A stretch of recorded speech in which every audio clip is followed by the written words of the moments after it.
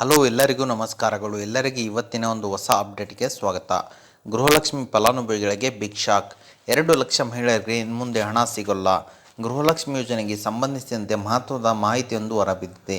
ಗೃಹಲಕ್ಷ್ಮಿ ಯೋಜನೆ ಅಡಿಯಲ್ಲಿ ಆರ್ಥಿಕ ನೆರವು ಪಡೆಯುತ್ತಿದ್ದ 2 ಲಕ್ಷ ಮಹಿಳೆಯರಿಗೆ ಇನ್ಮುಂದೆ ಗೃಹಲಕ್ಷ್ಮಿ ಯೋಜನೆ ಅಡಿಯಲ್ಲಿ ಪ್ರತಿ ತಿಂಗಳು 2,000 ರೂಪಾಯಿ ಹಣ ಸಿಗೋದಿಲ್ಲ ಮತ್ತು ಅಷ್ಟಕ್ಕೂ ಮಹಿಳೆಯರಿಗೆ ಯಾವ ಕಾರಣಕ್ಕೆ ಹಣ ಸಿಗೋದಿಲ್ಲ ಅನ್ನೋ ಮಾಹಿತಿಯನ್ನು ನಾನು ಈ ವಿಡಿಯೋ ಮೂಲಕ ತಿಳಿಸ್ಕೊಡ್ತಾ ಇದ್ದೀನಿ.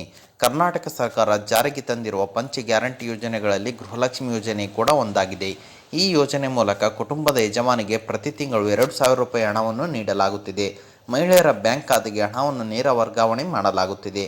ಆದರೆ ಕಳೆದ 2 ತಿಂಗಳಿನಿಂದಲೂ ಗೃಹಲಕ್ಷ್ಮಿ ಯೋಜನೆ ಅಡಿಯಲ್ಲಿ ಹಣ ಜಮೆ ಆಗಿಲ್ಲ. ಮಹಿಳೆಯರು ಬ್ಯಾಂಕ್ಗಳಿಗೆ ಅಲೆದು ಸುಸ್ತಾಗಿದ್ದಾರೆ. ಸದ್ಯ ಮಹಿಳಾ ಮತ್ತು ಮಕ್ಕಳ ಕಲ್ಯಾಣ ಸಚಿವೆ ಲಕ್ಷ್ಮೀ ಹೆಬ್ಬಾಳ್ಕರ್ ಅವರು 2 ತಿಂಗಳ ಗೃಹಲಕ್ಷ್ಮಿ ಹಣವನ್ನು ಒಟ್ಟಿಗೆ ಜಮೆ ಮಾಡುವುದಾಗಿ ಘೋಷಣೆ ಮಾಡಿದ್ದಾರೆ.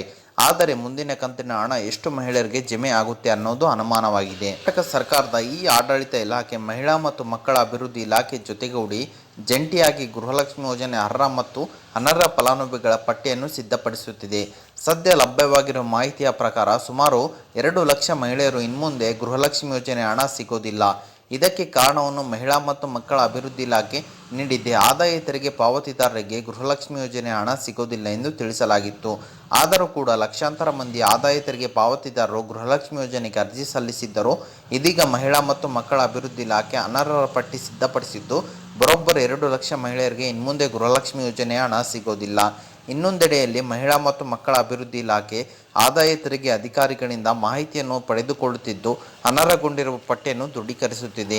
ಈ ಆಡಳಿತ ಇಲಾಖೆ ನೀಡಿರುವ ಮಾಹಿತಿ ಸರಿಯಾಗಿ ಇದ್ದಿದ್ದೇ ಆದರೆ ಲಕ್ಷಾಂತರ ಮಹಿಳೆಯರಿಗೆ ಇನ್ಮುಂದೆ ಗೃಹಲಕ್ಷ್ಮಿ ಯೋಜನೆ ಹಣ ಸಿಗೋದಿಲ್ಲ. ನೀವೇನಾದರೂ ಆದಾಯ ತೆರಿಗೆ ಪಾವತಿ ಮಾಡುವವರ ಪಟ್ಟಿಯಲ್ಲಿದ್ದರೆ ನಿಮಗೆ ಗೃಹಲಕ್ಷ್ಮಿ ಯೋಜನೆ ಹಣ ಜಮೆ ಆಗೋದಿಲ್ಲ ಎಂದು ಹೇಳಿದ್ದಾರೆ. ಓಕೆ, ಇದು ಇವತ್ತಿನ ಒಂದು ಹೊಸ ಅಪ್ಡೇಟ್ ಆಗಿದೆ.